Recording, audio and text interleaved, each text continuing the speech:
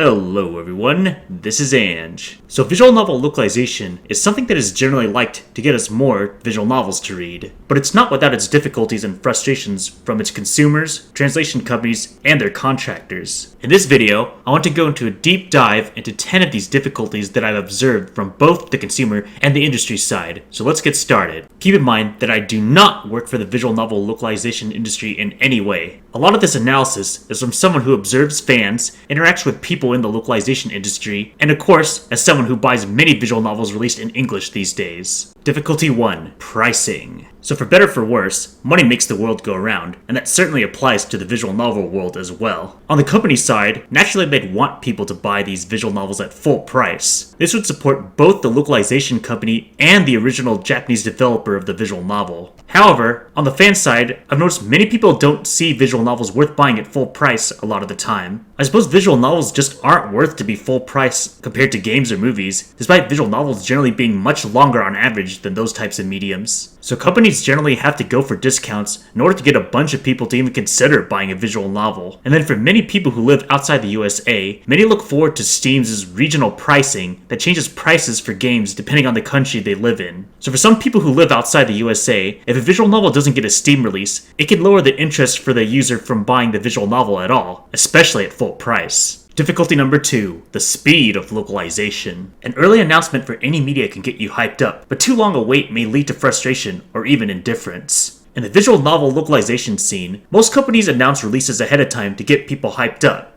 However, many companies localize more visual novels than others, and many can take their time to release a translation after their announcement. This can frustrate fans who have been waiting, especially for people who donate to Kickstarter, which we'll talk about later. If you think about it from a company's side, it's not like they want to take their time with any particular project. Remember, the visual novels have a crap ton of words, so even the fastest translators may still take a while with any particular visual novel. Visual novel work seems to be contractor-based, so it's very possible that translators have to swap and prioritize between projects pretty often. It's also not like translating is the only part of visual novel localization. There's editing the text to make sure it reads consistently, engine work to make sure the game makes English text show properly, QA and testing to make sure the game itself works and reads well, image editing to put any English text on menus and stuff, and just fixing bugs and making the final touches before putting the game on live for release. Of course, it's certainly possible a company or contractor just happens to work on a particular title slower than others. This directly leads to a minor difficulty number 3, when to announce a localization project. As said earlier, most visual novel companies like to announce their titles way ahead of time, whether it's shortly after they get the license or around half or less way through development. However, some companies like Shirobune and Jast have been recently opting to go for a much different method. Sometimes they'll announce the visual novel project when it's almost done and really close to releasing, aka within a month. Sometimes as soon as releasing the visual novel the same day as the announcement. Polls I run indicate at least a good portion of the visual novel fanbase prefers this method, but it's not without its flaws. While users don't have the frustrated feeling of waiting forever, it does give the localization company not as much time to advertise the visual novel, so maybe it won't reach as many people. But on the other hand, if a project takes too long to complete, people might get too numbed out and forget or lose interest. It's hard to say what's really better in the long run, and it seems like most localization companies are still figuring out the best way to do this. Difficulty number 4, translation choices. So there's kind of an ongoing feud of sorts between certain translators and certain fans of the visual novel community when things get translated in certain ways. These things are generally not considered a big deal to many translators, and they're more concerned on improving other things in their translation quality. However, some of these little things get fans upset when translated in English in a certain way. Sometimes honorifics like san, sama, chan, etc. sometimes don't get romanized in the English text, which can upset some fans. As shown in the picture, there are a few cases where characters referring to others as onii-chan, nii-nii, etc. get localized as things like broski and in suki-suki, dude. Those cases get to points where people make fan patches to restore the original Japanese onii-chans and nii-niis and romanize English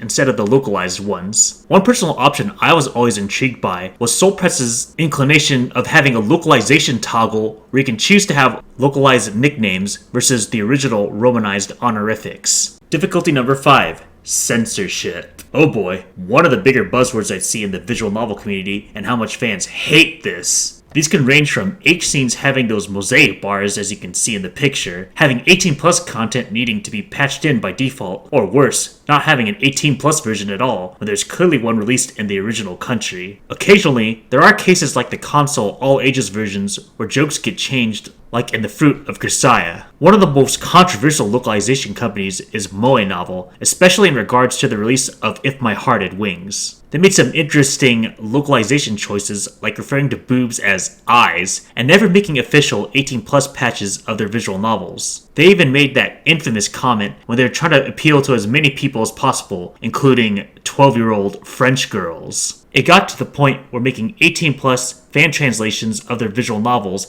has kind of become a popular trending thing. That said, to be fair to them, If My Heart Had Wings clearly still did very well on Steam, so it seems like there is a crowd of people who don't really care if the 18 plus content isn't included, as long as the core story is intact. Difficulty number 6. The ease of digital availability. I think it's no secret that digital purchases are generally the most preferred in any medium. In addition, Steam seems to be by far the best way to sell PC games digitally, including visual novels. If a digital version of a PC visual novel isn't on Steam, it seems like overall sales go down quite a bit and many people get upset. So it's a lose-lose for everyone. Sadly, an issue with putting eroge on Steam in particular is that it seems Steam is very picky on what kind of content can be included in the game, even if you take out all the H scenes. It's gotten to a point where if you submit a build to Steam and they ban it, that's it. You can't resubmit a build, so you're screwed for potential Steam sales. You have to get it right the first time. So if you can't get a visual novel on Steam, you have to go through other digital platforms that support 18 plus content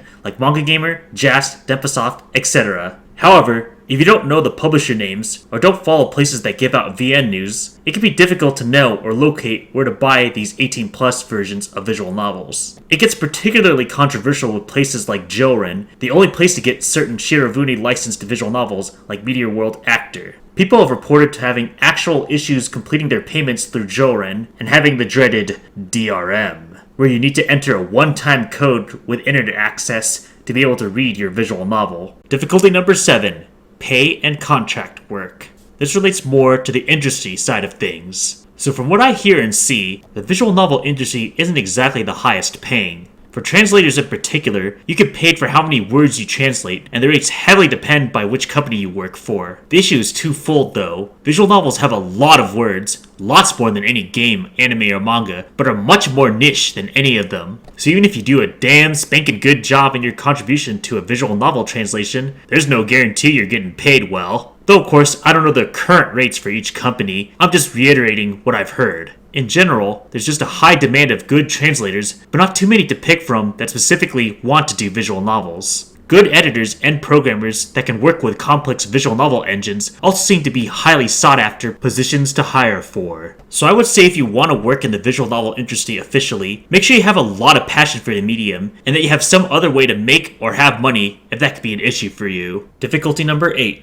Kickstarters. Now admittedly, the amount of Kickstarters have dramatically reduced since several years ago. However, many of the ongoing ones that have been funded cause frustrations across the board. The idea of Kickstarter sounds great. It's essentially a big pre-order for localization companies and the original Japanese devs, giving an idea of how much people are willing to pay for a visual novel, and even providing physical goods for people who are willing to spend for them. However, this relates to difficulty number 3, aka when to announce a localization project. For most Kickstarters, usually the announcement is before the translation even starts, so even when a Kickstarter gets fully funded, it's not like the project is guaranteed to be faster than the usual non-Kickstarted visual novel project. So this led to a lot of frustrations from fans, whether it's the speed of how long the project takes, like how the Sharan no Kuni official release still hasn't happened as of this video, certain physical goods having not been shipped out from the Newton and the Apple Tree release, or cases like Hoshimemo and Leyline, where engine problems caused the company to fix the first visual novel before working on any of the sequels or fan discs that were planned.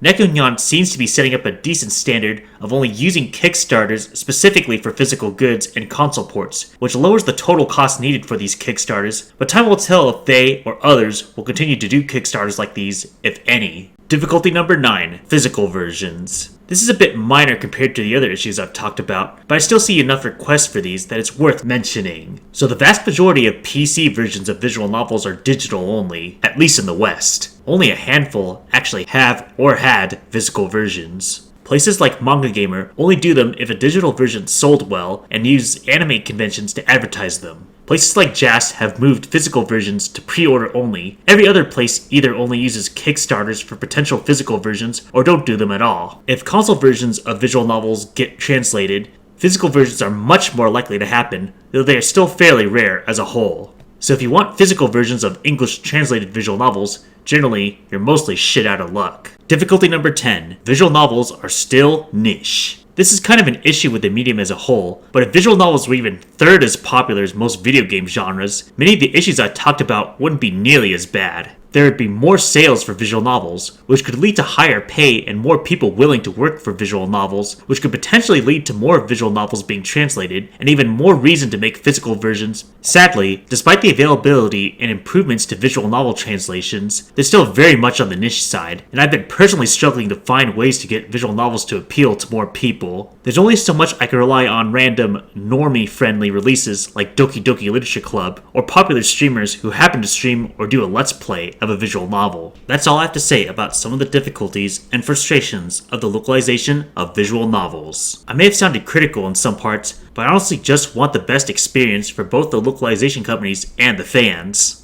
I want companies to properly profit off of visual novel releases so it entices them to do more. I want the fans to get what they want so they can be enticed to buy more visual novels. Anyway, hopefully you gained something out of watching this video. If you have any feedback or any input on any of the topics I talked about, feel free to leave a comment below. See you all in the next video.